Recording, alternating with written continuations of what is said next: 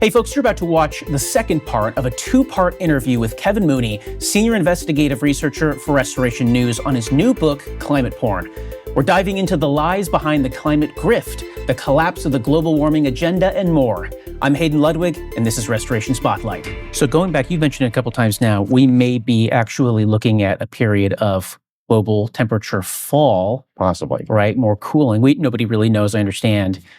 400 years ago, though, I believe we exited a mini ice age. Correct. So what does this look like? I mean, this clearly we're looking at natural cycles. Mhm. And part of my question is, how much do we really understand those natural cycles? But what you're suggesting is actually the Earth might be getting colder, and what would be the effects on the country, on the global economy if that were to happen? Yeah, well, you might be looking at a less active sun for a period of time, not indefinitely less. But centuries potentially. Well, it's hard to say. I mean, it goes in cycles. It could be decades of a less active sun, could be a century. We don't really know exactly. The problem with a cooling phase, I look at it this way. Ice is the enemy of life. How many civilizations really get started in ice? This is true. It probably is not a bad idea to have this planet warm up a little bit. And have more access to agriculture, more access to natural resources, more potential to raise human living conditions. I like to point out in the Middle Ages, Southern England grew wine grapes. Correct, yeah. Nobody would want English wine, but that was possible 1,000 years ago. Yeah, and there was vegetation in Greenland too, that ice sheet that we're trying to take over. Well, yeah, and the entire Sahara at one point, tens of thousands of years ago, was a lake, and there was greenery everywhere. In the Roman period, all of North Africa, that hellscape that we fought over in World War II, was green. I mean, Egypt was the breadbasket of the Roman Empire. I mean, I don't think that, them not driving Priuses caused the downfall of those civilizations. Right. This is out of our hands. It is, and I've thought of something too recently, but you always have this example of extreme weather conditions. If there happens to be a bad hurricane season, well, it must be global warming. Well, we actually went through a period recently where there's less and less storms. So why doesn't the other side say, well, maybe global warming is responsible for fewer storms?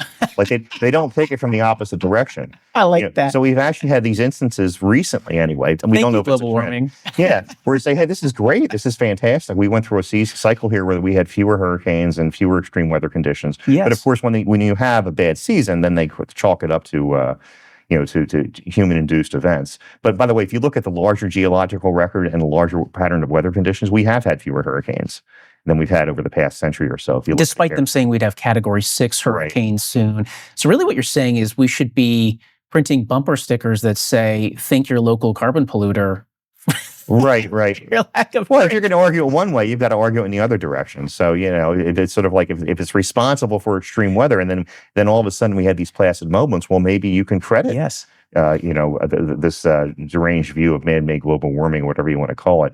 But I think the answer is that, look, the reason I mentioned geology is it forces us to take a longer view of Earth's history. You put that into perspective, and there's not more extreme weather conditions, historically speaking. Also, would add on top of that, when we do have bad conditions, thank the fossil fuel industry for enabling people to move into shelters, to have heating and warming, and the technology to protect themselves. Yes. If you deindustrialize, as the climate activists want to, you're going to be vulnerable to all kinds of extreme weather patterns. Yeah, no, that makes sense. I want to shift back towards talking about government and the policies and the political outcomes here. So one of the things that was very striking, of course, the Obama administration was very green, got us involved in the Paris Treaty, for instance, which is not a treaty, but actually is a treaty. But the Biden administration was the single most climate-focused presidential administration we've ever have, and God willing, ever will have. Sure. As you note in your book, they implemented whole of government approach to what they call climate justice or environmental justice, meaning everything from the Defense Department all the way to, the Energy Department, all the way to the Justice Department and the FBI have to have some environmental office, right, judging every federal standard and policy they do through this one green lens. In other words, it was really dominated by the green approach. I think the Inflation Reduction Act, you could really look at it in a lot of ways as a green bill that had tried to achieve the famous Green New Deal. Tell us more about that. Why did it culminate in the Biden administration? And then in practice, how is that different from, say, like the Clinton or Obama administrations before it? I think the difference is you didn't have the climate activists as burrowed in deeply with all the agencies as you did during the Clinton years, for example, when all this stuff, with Al Gore as vice president. You started to under Obama. Started to get those pieces in place, but really, I think you had an explosion for that window under Biden, where you had all these green activists populating all levels of government. Just to pick one agency out of many, the Federal Energy Regulatory Commission. One of the groups I work with had made very smart use of FOIA records, Freedom of Information Act requests, to see what the correspondence was between the federal officials in government and the pressure groups from outside of government. What they found is there was no daylight between the two. They were essentially taking stage direction from groups like the Natural Resources Defense Council and others. Wow. Because a lot of those Biden administration officials used to work with those groups. Yes. Yeah. So in other words, they would bring these activist groups, members of these activist groups, inside the government facilities to essentially implement their agenda. So when you say the whole of government approach to it, they had the pieces in place ready to hit the ground because they were able to bring in all those leaders of those activist groups to the point where there was no daylight between the federal agency and groups like the NRDC. So I think that's why he didn't quite have those pieces in place during the Clinton years or even quite the Obama years, but Obama took a huge leap in that direction and really set the table for Biden. What is climate justice? Well, there's a couple different ways to define it. I would say that the leftist climate activist view of it is that it only rains on underprivileged people. Yeah, right? Minorities most affected. Yeah. Yes. So that you have to have all these federal grants going to certain areas because they're underprivileged or they're experiencing a disproportionate fallout from the evils of climate change. Is that true? No. In fact, I would say. One of my favorite jokes to sort of bring down the mentality of climate activists is there's a scenario where there's an asteroid getting ready to hit and wipe out planet Earth, and the headline in the Washington Post says, "World ends tomorrow, women and minorities hardest hit." Right? We all suffer from extreme weather conditions. Yeah, trans kids actually are the most likely to be affected. Yeah. But what I would say is that the really sad part about it, it's the people living in the so-called environmental justice zones who suffer the most from climate policies, because they're the ones who can't be buffered by the different regulations that restrict human movement, that restrict the possibility for them to improve their living standards. In other words, if you're so desperately poor right now that you're struggling to make ends meet, taking away what little ladder you have to get out of that situation is crueler than whatever effect the climate's likely to have on you. Right, which I think at the bottom of it, I'd say the threat to those people are climate change policies, not climate change. That's fascinating. Yeah, and I would say that the environmental justice glance is about lining pockets of narrow special interests and that incestuous relationship between well-placed political figures and their benefactors. And I've often wondered if that's the ultimate, what historians 100 years from now will recognize about this 40-year-old process, this whole movement, if it actually was one gigantic grift that moved trillions of dollars out of some people's pockets into other people's pockets while accomplishing really nothing of merit or note engineering and physics-wise. Well, I think that history's in motion, and like I say, I think we've reached a major turning point. If you want to trace the origins of this movement, maybe go back to the first Earth Day in 1970, I think it was. Yeah. And I think that was the beginning of when I think climate activism hijacked the environmental movement. I will say before the command and control approach of the 1970s, this sort of centralized planning approach where you have people in Washington, D.C. calling the shots, there really is an honorable tradition of conservation and environmentalism that predates this approach that I think is beginning to reemerge a little bit. So I'd like to ask the question, who are the good guys? Who are the real environmentalists and conservationists? It's not the climate activists. Yeah, and a big part of your book, actually, the first chunk is actually talking about the effect this has on the whales off the coast of New Jersey. So walk us through that, because that's a prime example of real conservationism versus what environmentalism actually achieves. Right. Well, I would say I'm all in with saving the whales, broadly speaking. Yeah. I think your average citizen living up and down the East Coast is too. It's not exactly a fringe position. No, it's not. My friends at CFACT, they describe themselves as sort of like a Greenpeace of the right. Because they're trying to conserve the whales, but standing in their way are the groups that are pushing all these different wind farms, all these different contraptions that interfere with the corridor of the whales' migration. And I think it's a rubber meets the road moment there, because these big groups, the big green, climate activist groups, are going to have to make a decision. Are they going to go forward with the offshore wind farms that's lining their pockets, or are they going to actually throw in and try to save the whales? And I think that's going to be a very revealing moment. And that backs into, I think, a larger battle between what I call genuine environmentalists, smart land use people, versus command and control centralized planners. They might call themselves climate activists or environmentalists, but we should get that label back.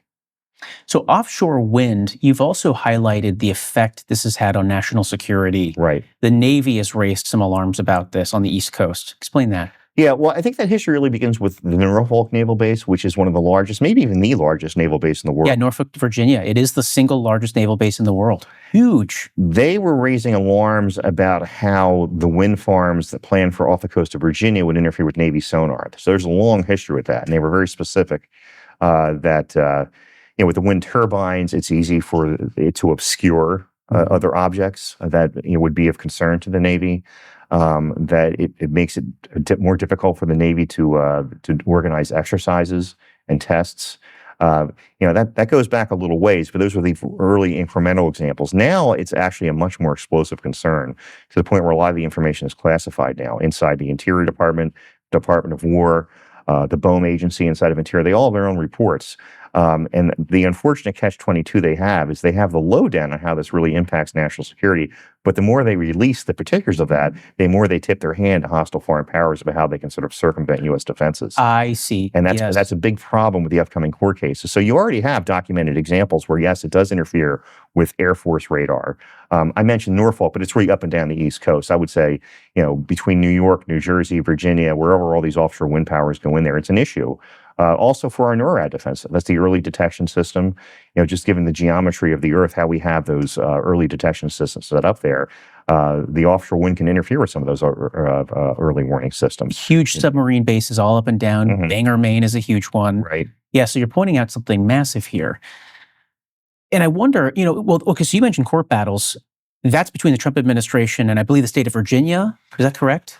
It's Virginia, but actually there's several cases. There's 5 different big offshore wind projects in play here, and there's lawsuits involving all of them. The Interior Department did put out an order to halt the construction, citing national security concerns, and federal courts stepped in to let them all go forward because they said the administration was being too vague about their national security concerns. That gets back into my catch-22 Of course. problem. Well, they're vague for a reason. Yeah. Yeah, they are. But on the other hand, but I would argue the report's already out there. And I cite several in my book, I think are detailed enough that, drones can find a way to make their way through the wind farms, mini submarines. Remember, Pearl Harbor, the Japanese were able to get a mini submarine into Pearl Harbor to sort of organize some of the attacks. There's a reason why a mini submarine couldn't be brought in to get closer to our military assets off the East Coast. Remember the Chinese balloon that came over? Absolutely. Well, I think that's suggestive of other techniques. The same country that was behind that balloon could also be behind efforts to exploit those offshore wind turbines. And let's not forget where those parts are made. So speaking of that, a huge national security concern is actually the Chinese manufacture of solar panels, for instance. Correct. We know that there have been many entry mechanisms and kill switches built into all sorts of infrastructure that's part of our national security electrical grid. Correct. And of course, you take the electrical grid down, you do plunge the country back into the Stone Age. You shut it off, and it's not easy to necessarily flip those switches back on. Tell us about the ramifications. Are we blowing this issue out of proportion? Is it localized to one area? Give us kind of the rundown on the Chinese threat to it. Yeah, I think it could gestate over time. I think, fortunately, under the Trump administration, we are shifting away from those supply chains. I don't think the Chinese are in a position to do a nationwide shutdown, but they can do it in certain areas. There was a story in Reuters, I think it was, about how surveillance equipment was found inside of one of the solar contraptions out west. Yes, I believe it's Colorado. Okay. Yeah. It was overt. What is this? It's surveillance equipment. Well, they can do that with electric vehicles. They can do that with offshore wind. You don't have to burn a lot of brain cells to marry in your surveillance equipment and also kill switches, as you say, inside these offshore wind devices. So, the solar examples are probably the most overt example we found so far, but I think it's all over the place. So I don't think it's gotten to the point yet where they can exercise this kind of control over the nationwide grid. You can imagine a scenario where it could move in that direction. Yes. We're not there yet. I think there's a course correction going on, but it's a desperate situation. We need to move away from those supply chains. Like I say, the solar and wind farms that are made to benefit the climate actually have their own big environmental impact. But on top of that, there's huge national security ramifications. Well, if nothing else, even if the Chinese don't have access, you can't power a stable electrical grid off of wind and solar. You just can't. No, and I think Virginia might be a good test bed for where this is going. Under unfortunately now former Governor Glenn Youngkin, a lot of AI centers were attracted into Virginia. I think they call it like AI corridor or something along those lines. Northern Virginia. It's the single largest data center hotspot in the world. Yeah, and that's a good thing for the country, a good thing for Virginia, but the grid's not going to be able to handle that expanding capacity, not with the wind and solar mandates. So I think there's a coming to Jesus moment with that. And unfortunately, things get worse before they get better. I just think it's not going to be able to handle those capacities. And reality is going to settle in. But those green wind and solar mandates are still in place in Virginia. So I think Virginia is going to be Exhibit A for where this thing goes. Okay, so one of the discussion points that comes off this is the future of nuclear power. Yeah. And I want to get into this a little bit because there's this fascinating interplay. And I love when these moments pop up in politics because they're not very common. The old environmental left, most of them entered politics on the green issue as part of the anti-nuclear movement back in the 1960s and 70s. Sure. Which is why they have this rabid, fanatical, completely, unfactual opposition to anything nuclear, because it goes back to the Cold War, nuclear weapons, Soviet Union, all of that stuff. Fast forward to today, nobody under 50 has serious opposition to this on scientific grounds. It's basically, hey, why are we anti-nuclear energy? If you hate carbon dioxide so much, shouldn't you want a carbon-free power source? And you're starting to see the AI companies, who are mostly led by people who lean left, push for this new renaissance of nuclear power, which makes me wonder, Kevin, as the expert here, what does that look like over 10 to 20 years? Is the green movement capable of sustaining, oh yeah, we were against nuclear power for 50 years, but now we're for it because it's really great? Or does that create some kind of, inner turmoil on the left? Or is it just that nuclear power really isn't the future and actually we're going to go in other different directions? When you get into questions of motivations, that's a little bit dicey, and I think they're divided. Yeah. I think, like I say, there are genuine conservationists and environmentalists, and we should be concerned about how any kind of energy apparatus is constructed. That's a reasonable view. I support pipelines, but I don't think they should be laid out any old which way. We had the 3 Mile Island accident that, of course, is what a lot of people reference here in the States. There was Chernobyl in the old Soviet Union. There was an incident out in Japan that was the after effects of, I think, an earthquake. So there's always a footprint of some kind, and you should always be concerned about what the environmental impact is, generally speaking. But what I find interesting about it, I think a lot of the hardcore lefty environmentalists have shown their hand. Their reflexive opposition to nuclear power says to me, it's not the elimination of emissions that they really even cared about in the first place. It's just sort of an anti-American movement, an anti-energy movement, an anti-human movement. To me, the great thing about nuclear power is that it can help us conserve fossil fuels that are very important for the future. That's one reason. And we can erect those plants safely and effectively. They can be a reliable, continuous source of power, good for the environment, good for the economy, but also I think married in with natural gas, it gives us a really potent 1-2 punch. Nuclear energy is one of the single greatest boons to the U.S. Navy because you can travel virtually forever. Continuously. Underwater for our submarines, above water for our aircraft carriers, and you never need to stop in and refuel with diesel fuel. Right. Like pretty much every other country needs to do. That's huge. You can't do that with cars, though. No. You can't have a nuclear reactor under your hood, not yet. We have examples of nuclear power working. France, I'm going to throw out a number. I think France is 80% nuclear. Yes, something like that. Huge. Yeah. The problem we have in the U.S. is that our regulatory system doesn't really accommodate the reality that we sit in right now. There have been some bold moves, audacious moves in the early days of the Trump administration to reconfigure the regulatory regime so that nuclear power can be unleashed a little bit more effectively. Frankly, nuclear plants are still relatively expensive to build, new ones that is. I think that's a surmountable problem that'll work out over time, but it does mean having a friendlier regulatory environment. We're gradually moving in that direction, but I think the best approach right now is sort of a married approach of more nuclear combined with more natural gas. And I think that's our energy mix for the future. So I want to move on from this to talk a little bit more about some recent developments in this space that have some profound consequences for decades to come. Okay. So first one was the Supreme Court overturning a doctrine known as Chevron deference. Right. So tell us about what is Chevron deference and what is the significance of this court ruling from, I believe it was 2025. Yeah, it gets involved in very dense legalistic questions, but at its root, it's about constitutional government and American freedom.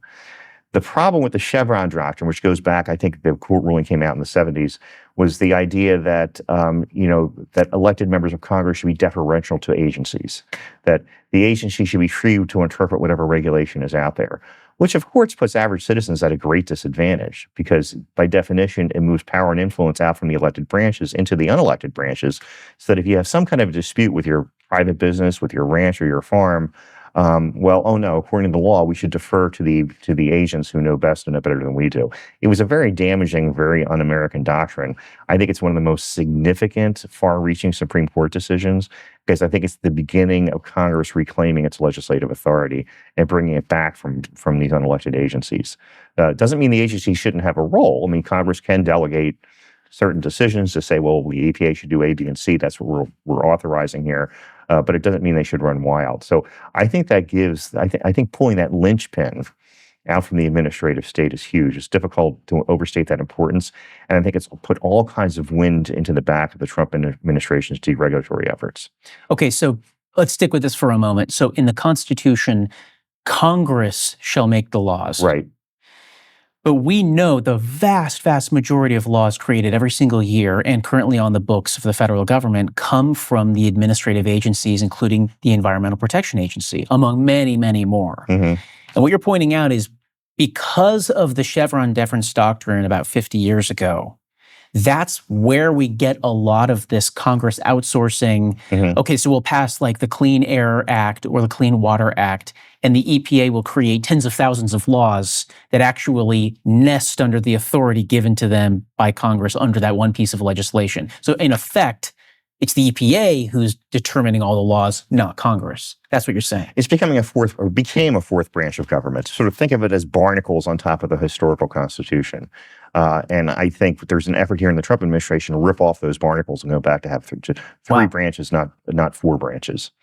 And that's the way to look at the Chevron doctrine. So it's not just that that's a great Supreme Court decision. I think one of the most important Supreme Court decisions, but the fact that it's happening in tandem with an administration that's serious about deregulation, I think is a powerful 1-2 punch. So what does that actually look like over the next few years? Because you still have these agencies, they still exist, and they've got a lot of power. So does it mean the EPA can pass fewer regulations every year, that Congress actually has to pass all of those, which means there's going to be fewer of them that actually end up on the books? What does it actually mean in practice? I think it means that Congress has to do its job. Ultimately, it's up to Congress to reclaim its authority. I mean, the playing field has been reset for Congress to do that. But you think about it for a minute, and there's a great temptation among elected officials who don't want to face angry constituents to say, don't look at me. Go look at that bureaucrat up there. And you're never going to find that bureaucrat. So there is that unfortunate dynamic.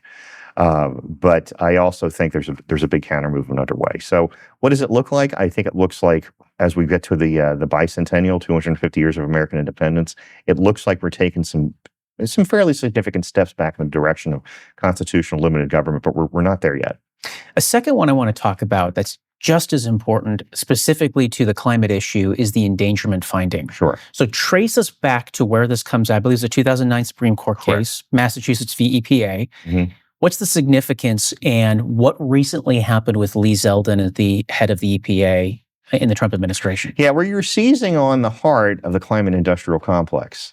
That endangerment finding where the Supreme Court said that, the EPA does have authority to regulate greenhouse gases, and that opened the door for the EPA to declare CO2 a pollutant, which of course, as we know, is faulty. But it was that endangerment finding, it came in 2009, I think, 2 years after the court decision, that served as the edifice for all the climate change regulations the Obama administration put in place. That any time you have CO2 emissions, the EPA can just go in and run wild. Lee Zeldin put out information showing that by overturning the endangerment finding, the American people would save something like more than $1 trillion in regulatory costs. It is the single largest deregulatory act in history. That is a true statement. If the administration can succeed in overturning the endangerment finding, it's a purely legal question, but at least they're asking the right legal questions, putting out all the rules and guidance to set that in motion. Of course, they're being sued by the green groups. But if they can succeed in yanking out the endangerment finding, it'll make Trump's presidency just by itself worthwhile. Just that one move. I want to make sure people get that. The single most important deregulatory decision in U.S. history is a heck of a statement. So let's dig into this.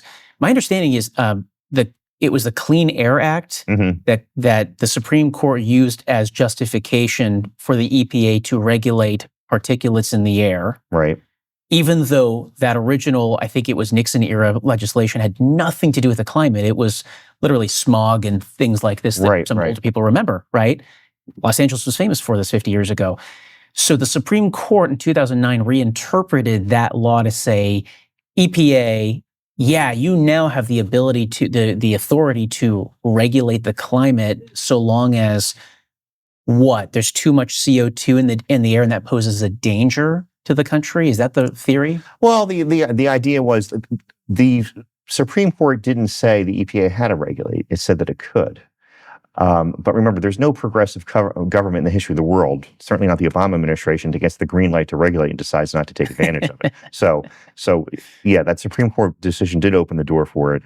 The problem is Congress never authorized the EPA to have those kinds of regulations under the Clean Air Act. So again, this is an example of the separation of powers, trying to get back to the old Constitution, that if the member of Congress or a bureaucrat in government, wants to have this big new regulation to say, I want to change the Clean Air Act so that we have the authority to regulate all these CO2 emissions, then you have a straight up and down vote in Congress and you do that. That's right. And they haven't done that. No.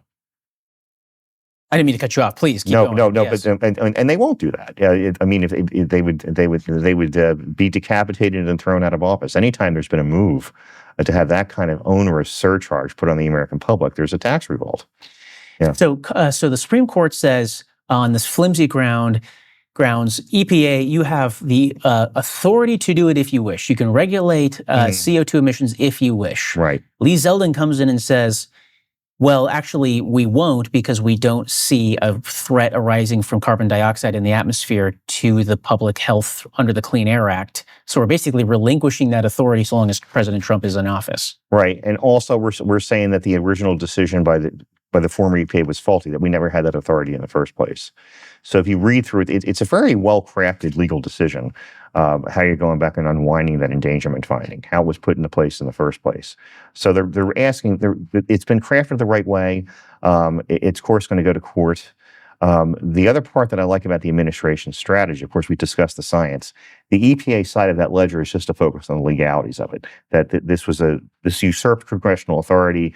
The agency has no authority to do this. Yes, we want to relinquish that authority and go through all the right legal processes to unwind it, going back to how Obama put it into place. The Energy Department, in tandem with that, has put out a report with 5 different well-credentialed scientists taking a hard look at the science behind the endangerment finding. Aha. Yeah, because that, of course, that will come up in legal arguments, but they're doing it in I think, the right way. Everything in its proper sphere. The EPA's role is not to really ask those scientific questions. It's to ask the legal questions. But the Energy Department, with these 5 different scientists who put out this report, taking a hard look at what the science actually says, which, of course, has the left going absolutely bananas, it is also going to be part of the strategy, too. Okay, so this is a much more sophisticated approach to making war on the climate movement than Trump 1.0 had in place. But won't we just end up right back in the same position if Democrats win the 2028 presidential election? Well, it depends what happens with the endangerment finding. In court. Yeah, there's a chance if it goes all the way up to the Supreme Court, I think there's a good chance that it will. The court, given its new complexion, could just overturn it completely, which would be a great scenario. And meanwhile, I think the administration's on track to hopefully get the endangerment finding yanked out through all the right legal positions. It's a heavy lift. I think an achievable goal. But I think, let's put it this way, I think at least the Trump administration has put all the right pieces in place to have permanent, enduring changes, to the point where even if a future administration would go back into place, it'd be very difficult to reinsert these. That is stunning. I mean, what you're basically suggesting is if the holy grail of the climate agenda is federal regulation, because it doesn't you don't want just the states, you need Uncle Sam doing a lot of this work, right? If you take that authority away, I don't want to overstate it, but you've basically, stuck a knife in the heart of the climate movement. Yeah, I think there's two key elements here. I mean, domestically, it's the endangerment finding. Internationally, it's these UN climate agreements, with the Paris Agreement being sort of the apex of that movement, being, the culmination of all these efforts. There was the Kyoto Treaty coming out of Japan that they tried to push through, but of course was never approved by the U.S. Senate. And that was in the 1990s? Yeah, I think it was under George W. Bush's administration that it was blocked. 2001 or 2, I think. Yeah, the movement started with the Kyoto meetings. And what the climate activists found is that, gee, if it's recognized as a treaty, it means the U.S. Senate has to approve it, and that's not going to happen. So they found clever ways to make sure that the Paris Climate Treaty, as I call it in the book, was called into core that could just be done executively. Here's something else that's very, very unsettling about how that went about. This goes back to the smart use of FOIAs. And some of my friends at the Institute of Energy Research who got a hold of some of these different documents. During the Obama administration, in the Obama State Department, you had different State Department officials taking stage direction from groups from outside of the State Department, like the NRDC, like the World Resources Institute. There's just a few others that come to mind who are saying, this is how you get it through without calling it a treaty. Here's the legal language that you use. And now think about that. These groups that have close ties to no less than communist China are telling our State Department how to circumvent our democratic process. And of course, they had willing lackeys in the Obama administration to do it. So again, I think really what we're talking about here is a battle to restore American constitutional government, with the climate movement sitting at the opposite end of that extreme. Now, that is one track. You also bring up in the book, though, of course, they have a huge power base in California. Right. Because California is something around 40 million people, I think it's 11% of all vehicles in the United States on the road right now, some huge number like that. So 110 is in California. That functionally, given its economic and population heft, the state of California can make mandates like its electric vehicle mandate from a few years ago that emanate out across the rest of the country and effectively force a national movement in the direction that the climate left would have. So explain that, because there was a really powerful move by the Republican senators in early 2025, I believe, right, that overturned all of this. So kind of set the stage for us on this topic. Yeah, well, there was what we call the California waiver. That goes back a little ways, but the idea was with these different fuel efficiency standards, the EPA could give California a waiver to deal with some of its own particular smog issues, to have stricter standards than the rest of the country. Now, right from the beginning, the argument was that that's unconstitutional, because under our federal system, states are supposed to be treated equally by the federal government. But, put that in a box for a minute. That's the reason why it was put into place initially. So it was supposed to be sort of a localized, special gift to California to be able to deal with some of their own issues.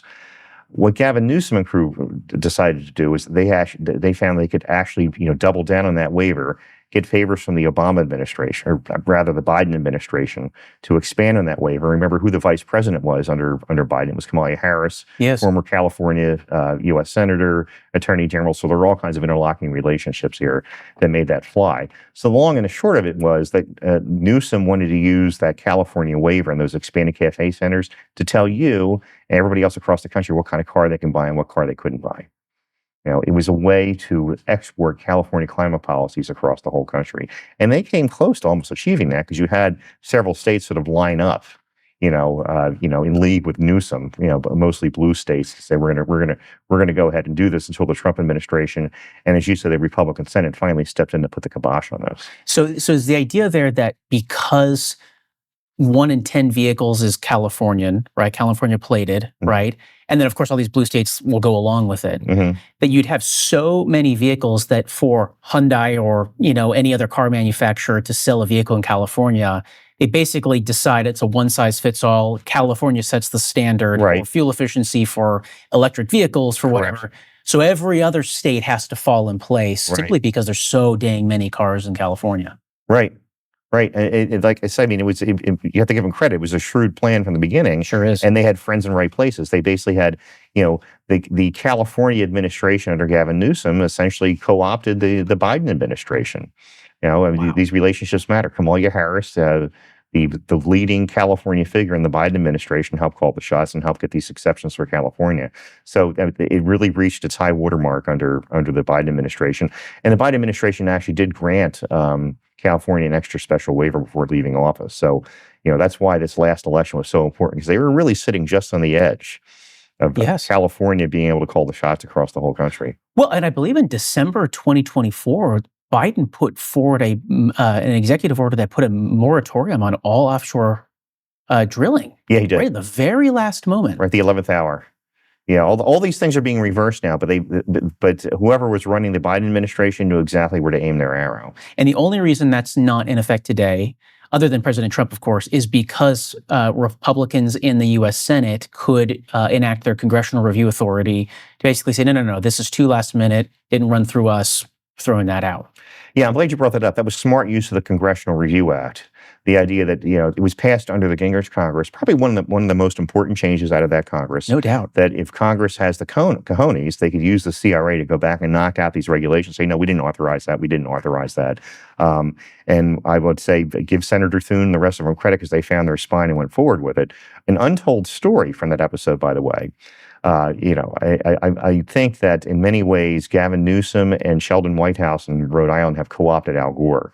Those are the two big climate activists. Now, Whitehouse being Whitehouse, doesn't like the idea of democratic representative government. He wanted to institute what he called the White House rule. I mean, you can't use the Congressional Review Act to go back and revisit these climate changes. That's out of your purview.